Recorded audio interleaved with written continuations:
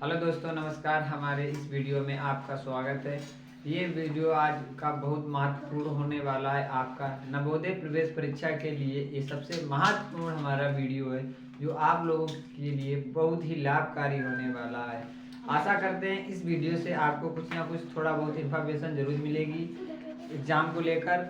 Exam की date से लेके एग्ज़ाम में क्या क्या लेके जाना है, एग्ज़ाम में क्या क्या चीज़ यूज करनी है, एग्जाम का समय सलूशन क्या है। तो इस बारे में आज हम बात करेंगे, विस्तृत रूप से चर्चा करेंगे। चलते हैं इसी आशा के साथ इस वीडियो को शुरू करते हैं। और जो भी भाईजान हमारे साथ जुड़े वो इस जो भी भाईजान हमारे साथ जुड़े तो इस वीडियो को लाइक करें और हमारे साथ अंत तक बने रहें। तो चलिए चलते हैं। सबसे पहले आपको समझाएंगे हम नवोदय का पेपर। इसे हम समझाएंगे क्या होता है नवोदय का पेपर। देखो बेटा, नवोदय का पेपर जो होता है वो 3 भाग में डिवाइड होता है। भैया जनो, कितने भाग में डिवाइड होता है? 3 भाग में। बताओ बच्चों, कितने भाग में होता है डिवाइड? 3 भागों में। पहला भाग होता है हमारा मानसिक परीक्षण, दूसरा भाग होता है हमारा अंकगणितीय परीक्षण और तीसरा भाग हमारा होता है भाषा परीक्षण। देखो, तो इसमें क्या होता है, देखो मानसिक परीक्षण में बेटा 40 प्रश्न पूछे जाते हैं। कितने प्रश्न होते हैं? 40 प्रश्न। जबकि गणित में हमारे कितने प्रश्न होते हैं? 20 प्रश्न। मालूम तो सबको है, लेकिन एक बार और इसे रिवाइज कराते हैं आप लोगों को। और इसके बाद हिंदी में 20 प्रश्न होते हैं। 20 प्रश्न होते हैं। तो ये आप लोगों को समझ में आ गया है, ठीक है। जो हमारे 40-20 टोटल प्रश्न हमारे कितने हुए? 80। तीनों को मिला देंगे तो कितने प्रश्न हो जाएंगे? 80 प्रश्न। मार्क कितना होता है? 100 अंक का। 100 अंक होते हैं। समय बेटा कितना होता है हमारे पास? 2 घंटे। अब बेटा हमें क्या करना है? 100 अंक 80 प्रश्न 2 घंटे। ठीक है बेटा, इस पे हमें फोकस करना है और समझना है।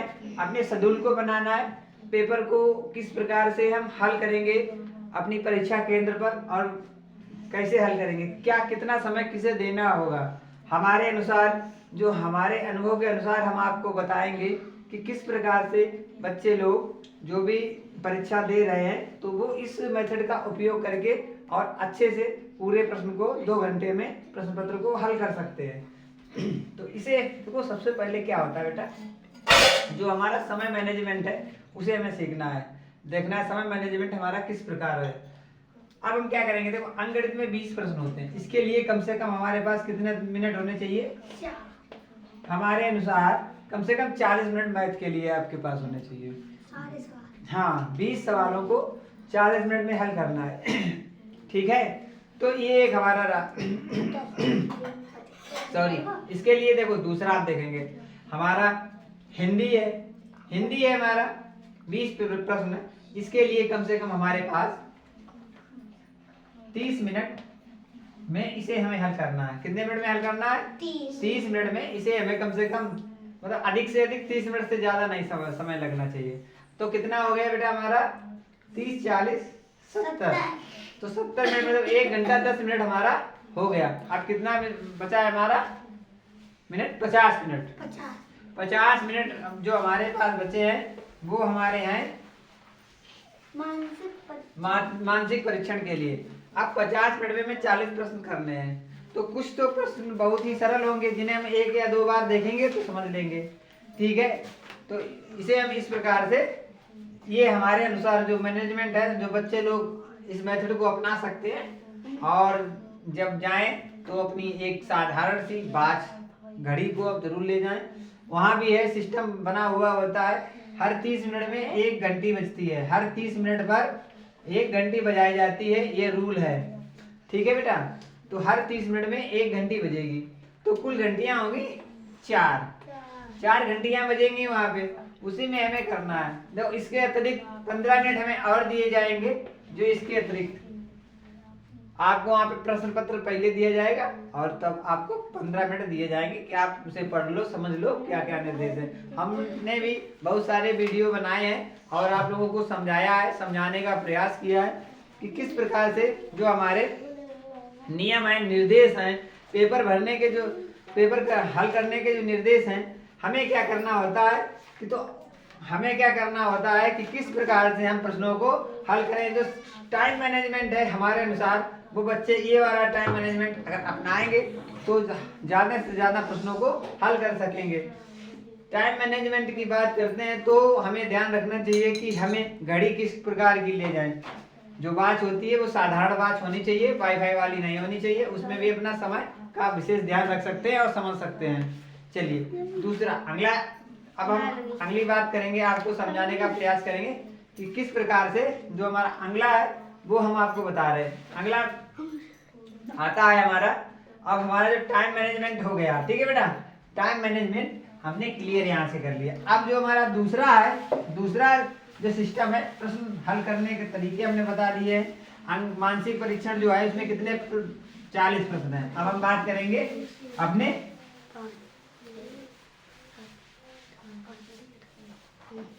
ये हमारा हो गया समय। अब हमें देखना है वो कितने हैं, मानसिक परीक्षण में कितने होते हैं 40 प्रश्न। 40 प्रश्न है तो बेटा देखो इसमें भी 10 भाग होते हैं, ठीक है। कितने भाग होते हैं 10 भाग, 10 भाग हैं। 10 भाग के अलग अलग सभी के निर्देश हैं, अलग अलग सभी के निर्देश हैं। उनको हम ध्यान पूर्वक हमने बता रखा है क्या क्या निर्देश है, वो आप वीडियो में जाके पढ़ सकते हैं। तो 10 भाग हैं, प्रत्येक भाग में 4-4 प्रश्न है। कितने प्रश्न है 4-4 प्रश्न है। कितने प्रश्न है बेटा 4-4 प्रश्न है। और 4 प्रश्नों के 4-4 ऑप्शन है। कितने कितने ऑप्शन है 4-4 ऑप्शन है, ठीक है बेटा। और उस 4 प्रश्नों में जो एक प्रश्न का 4 ऑप्शन, उसमें से एक ऑप्शन हमारा सही है, ठीक है। ये तो हमारा हो गया तुम्हें समझाने का 40 का। इसी प्रकार देखो मानसिक परीक्षण के बाद आता है हमारा मैथ का, मैथ आती है, ठीक है बेटा, मैथ्स। तो मैथ में भी 20 प्रश्न होते हैं। इसमें भी 20 चैप्टर से लगभग पूछा जाता है। तो समझ लें कभी 1-2 नंबर इधर उधर, लेकिन 20 चैप्टरों से ही पूछा जाता है। लगभग 20 चैप्टर हैं, हमारे लोगों ने क्लियर किए, करबंद किए, पढ़े हैं, ठीक है। तो इस प्रकार से ये हो गया। इसके बाद हमारे भाषा परीक्षण आता है। भाषा परीक्षण भी 20 प्रश्न होते हैं, ठीक है। भाषा परीक्षण तो ये भी 20 नंबर का है। इसमें भी स्टेंजा वगैरह आते हैं, 4 स्टेंजा आते हैं। 4 में प्रत्येक में 5-5 प्रश्न पूछे जाते हैं। 4 स्टेंजा होते हैं, 4 पैराग्राफ होते हैं, और इसमें से एक मतलब 5-5 प्रश्न पूछे जाते हैं प्रत्येक में। तो ये हमारा जो हुआ है वो भाषा, मतलब इस मेथड को हमने क्लियर किया। अब हमें करना है ओएमआर शीट में। देखो ओएमआर शीट को विशेष ध्यान देना, सबसे महत्वपूर्ण ये हमारा है ओएमआर शीट और पेपर।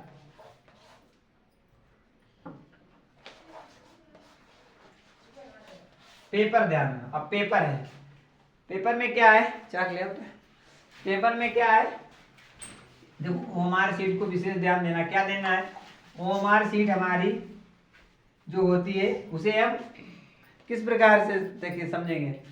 पेपर का जो हमारा पेपर संख्या, पेपर की जो संख्या, प्रश्न पुस्तिका की संख्या और उत्तर पुस्तिका की संख्या मैच होनी चाहिए। और जो उसमें कोड होता है, ऊपर दिया होता है कोड ए या बी या सी या ई, ये कोड दिया होता है, डी की जगह डी, हाँ कुछ भी कोड हो तो वो ऑप्शन के तौर पर बता दिया। तो अब हमें देखना है जो भी जो कोड हमारा जो नंबर कौन सा, प्रश्न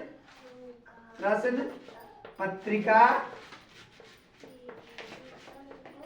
नंबर होता है, यूं लिखा होगा, ऐसे ऐसे डाटे बनी होंगी लाइनें, और उसके नीचे लिखा होगा 2 3 5 8 7 9, ये।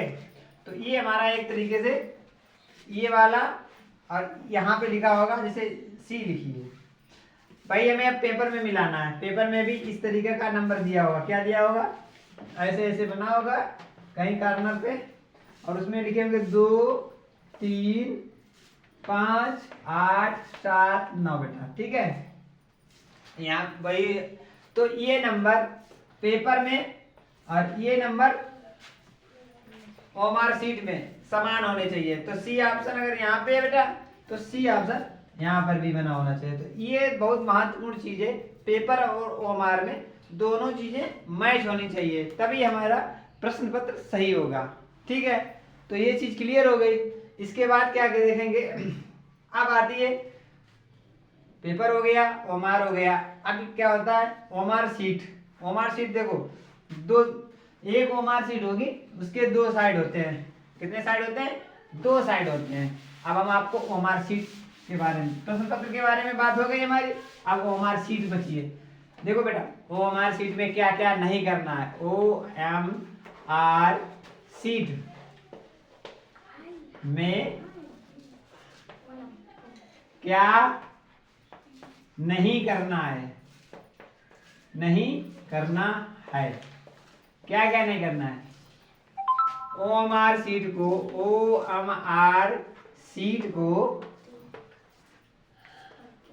क्या करना है? मोड़ना नहीं है, तोड़ना नहीं है, घुमाना नहीं है। क्या नहीं करना है? ओएमआर शीट को मोड़ना नहीं है, तोड़ना नहीं है। ठीक है, हम लोगों को कोई भी उसका कार्नर मोड़ना नहीं है। बहुत ही अच्छे किस्म का कागज होता है, तो हमें ध्यान रखना है उसमें कोई भी गंदगी नहीं फैलानी है, कोई भी निशान नहीं होने चाहिए, कोई भी निशान नहीं होने चाहिए। क्या नहीं होने चाहिए? कोई भी निशान नहीं होने चाहिए। ठीक है बेटा, कोई भी निशान वर्जित होगा, आपकी मान्य नहीं होगी, आप फाइल मान लिए जाएंगे।